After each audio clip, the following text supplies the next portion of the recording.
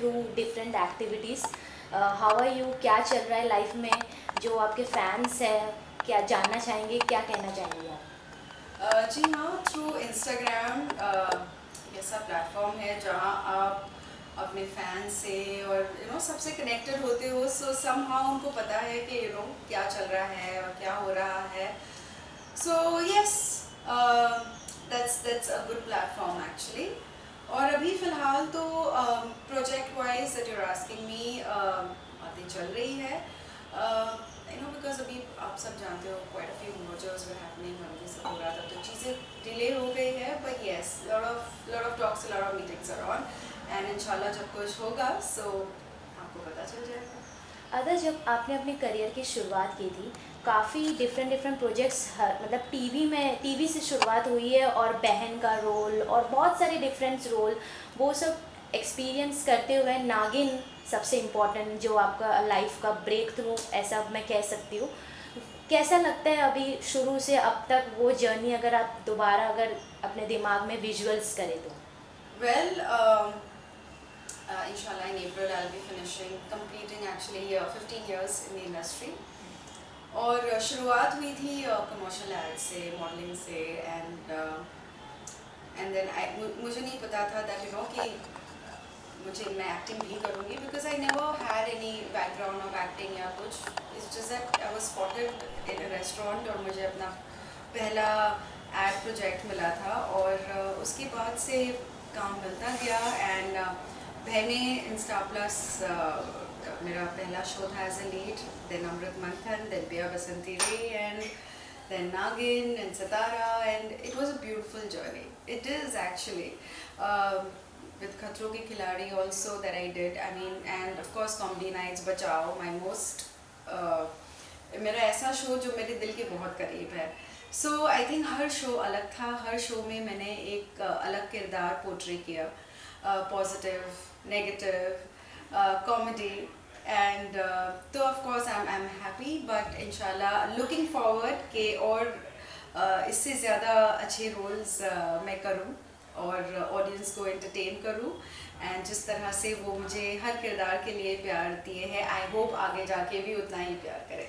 जी बिल्कुल, पॉजिटिव और नेगेटिव किरदार की आपने बात की है, तो पॉजिटिव किरदार तो निभाना काफ़ी इजी हो जाता है।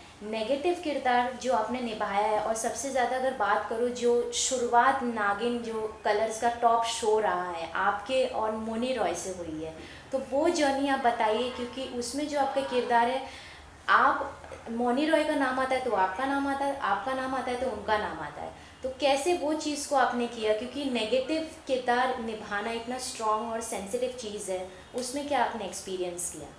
एक्चुअली नागिन सीजन 1 में ऐसे कुछ नहीं था कि मैं नेगेटिव टर्न होंगी। मेरा किरदार पॉजिटिव था नागिन 1 में, but it had that thing कि ये थोड़ी सी सनकी है।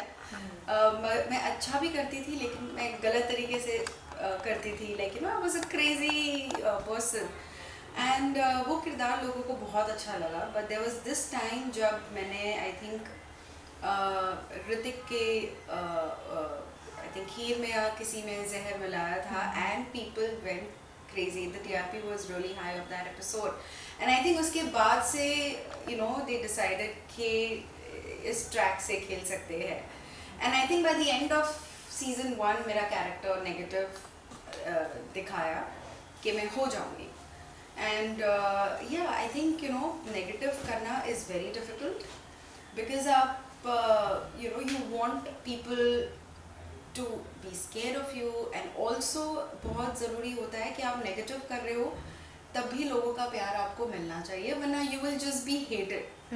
तो मैंने ये कोशिश की कि मैं किरदार निभाऊं शेषा का, लेकिन ऑफ कोर्स पीपल ने उसकी जर्नी सीजन 1 में देखी है, सो कहीं ना कहीं दे नो कि वो जो कर रही है she is right also, and even Mouni is right. So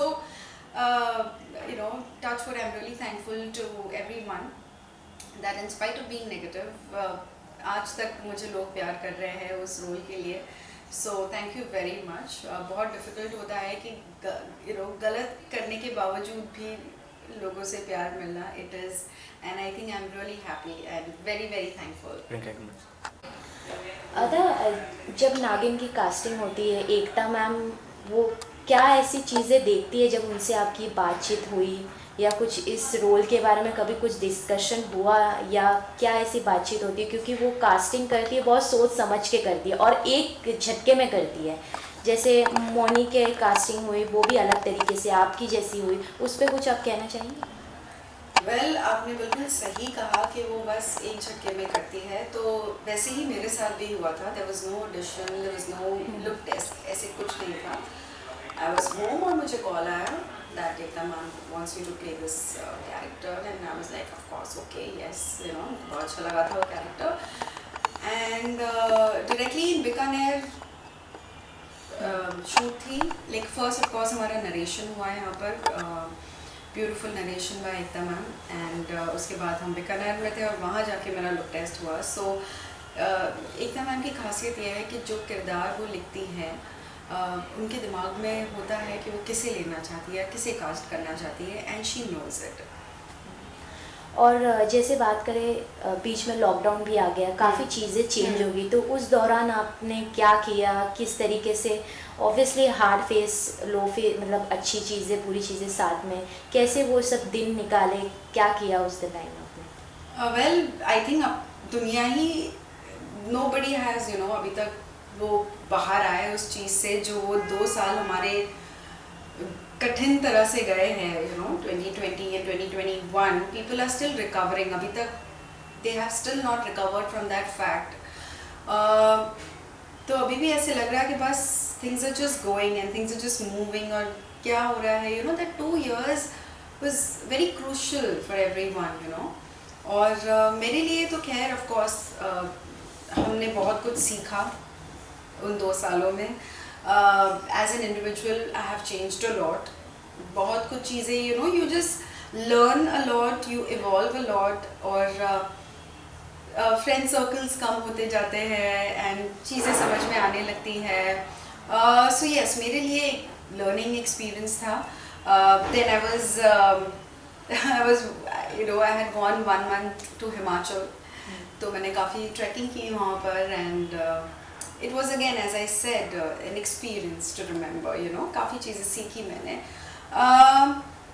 that's it यार। I think that lockdown phase was sad also because I lost someone who was very very close to me, my family member, but बहुत कुछ सीखने मिला as I said।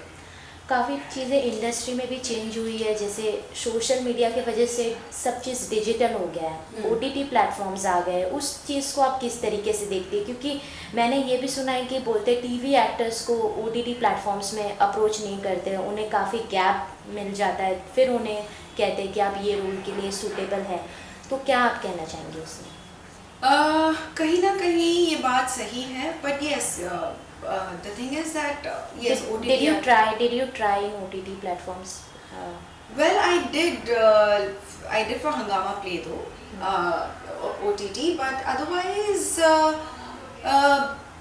ऐसे होता है, पर अभी काफ़ी सारे TV faces you can see they are doing OTT, and social media की तरफ से वजह से काफ़ी सारी चीज़ें भी चेंज हुई है, लॉकडाउन की वजह से काफ़ी सारी चीज़ें भी चेंज हुई है, things are getting digital, lot of things actually, the budgets have crashed, and काफ़ी सारी चीज़ें अभी चेंज हो रही हैं, the industry is changing a lot, और I think हमें we have to go with the flow, जो चल रहा है उस फेस के हिसाब से हमें अपने आप को बदलना होगा। So yes, I am following the trend, seeing क्या हो रहा है इंडस्ट्री में, and be it OTT, be it TV, I think all the industries have seen that massive change after lockdown. Okay, जब बात होती है अलग प्रोजेक्ट्स करने की, आपने इतने सारे डिफरेंट शेड्स टीवी में किए हैं, हर दिन सबके घर में गई है, नज़र आई है, तो भी अगर OTT प्लेटफॉर्म्स की बात करूँ या कोई मूवी की बात करूँ, तो आप किस तरीके का अपना कैरेक्टर अभी चाहती है कि इस जॉनर में मुझे करना है, या एक होता है सब एक्टर्स के अंदर कि इसमें ट्राई कर सकते हैं, इस चीज़ को एक्सप्लोर कर सकते हैं? I have not done a periodic drama कभी, और बहुत मन है मुझे पीरियोडिक ड्रामा करने का। like historical show, like the fights, the horse riding, and that the kind of outfits you wear. I really want to do something like that, like really powerful character. बात करूँ TV की वापस, क्योंकि reality shows भी काफ़ी होते हैं, और बिग बॉस और खतरों के खिलाड़ी तो आपने किया है, बिग बॉस कभी सोचा है करने के लिए? सबने मुझसे ये सवाल पूछा, मैंने हमेशा यही कहा है कि Bigg Boss is not my cup of tea. It is not. I don't think I can be there and do. अच्छा, what is that one thing कि आप उसे नहीं बर्दाश्त कर सकते, या बिग बॉस में आप नहीं जा सकते, कि क्या ऐसी एक चीज़ है जो?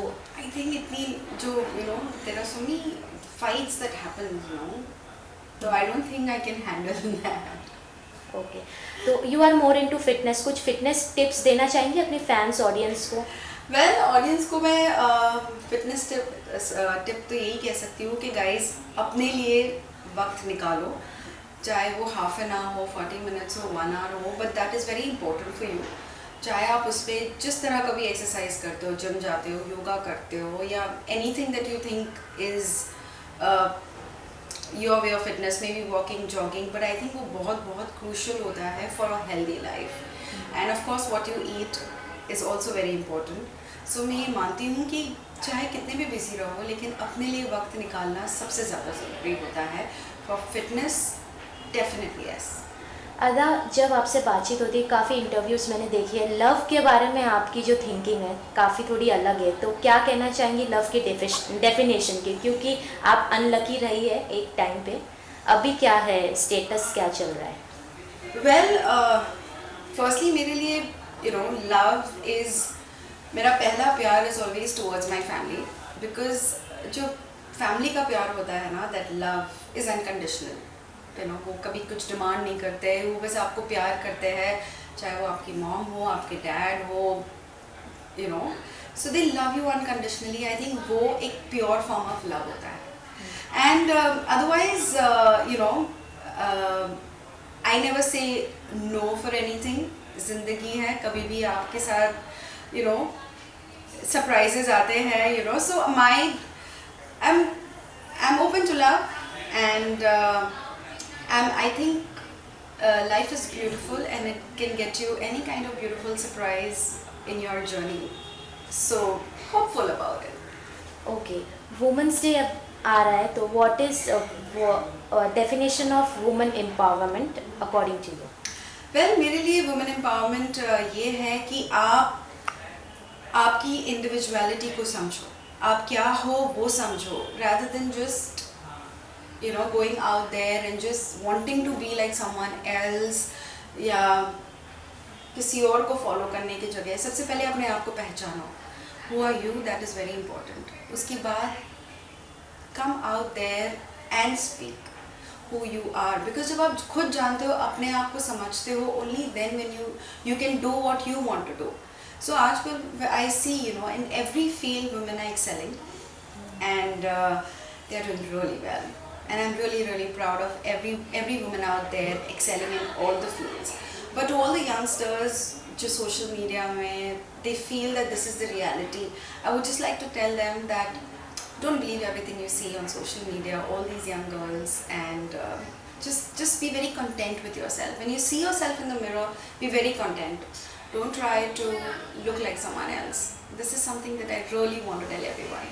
सो रमज़ान आ रहा है, कुछ प्लान्स है, क्या करने वाली है? जी हाँ, या आपके फैंस कुछ गुड न्यूज़ सुनेंगे? फेस्टिवल्स आते हैं तो ब्लेसिंग्स भी आती है, तो कुछ ऐसे गुड न्यूज़ उन्हें सुनने मिलेगा कि आप कुछ ऐसे प्रोजेक्ट्स करने वाली हैं? जी, ज़रूरी नहीं है कि फेस्टिवल्स के साथ ब्लेसिंग्स आए. I think I believe every day there is some blessing coming your वे.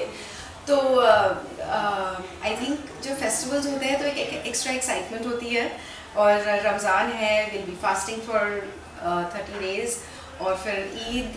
सो एक अलग तरह का बॉन्डिंग होती है विद योर फैमिली, और बचपन से ये we are following a tradition and being a part of it, और लोगों के साथ शेयर करती हूँ कि आज इफ्तार में क्या बना है, so it's always it's a very happy feeling, चाहे कोई भी फेस्टिवल हो. आई थिंक हर घर में एक शिवरात्रि भी आ रही है. यस, महाशिवरात्रि भी आ रही है. तो एक फेस्टिवल जब आता है, आई थिंक होली भी आ रही है, राइट? सो हर फेस्टिवल जब आते हैं so there is always one like happiness, चाहे वो हमारा फेस्टिवल हो या हमारे नेबर का फेस्टिवल हो. You know when there is Diwali और Holi, so you know they send mithai to us and you know we send iftar to them, so it's always a very unity wali feeling, एक happiness, you know. So I really look forward to all festivals because it really makes me happy and it's always a reason to dress up also. Okay, last message to fans and audience, what you want to deliver? I think to all my fans, firstly तो मैं सबको बहुत बहुत thank you कहूँगी for always loving me and supporting me and believing in me. And thank you so much. आप बहुत अच्छे अच्छे मैसेजेस भेजते हो मुझे, बहुत अच्छे एडिट्स भी बनाते हो, so thank you so much. And I would just like to tell each one of them that you know जो आप सब है, please love yourself first, keep that your first priority, and your family too. Thank you so much. Thank you. Thank you.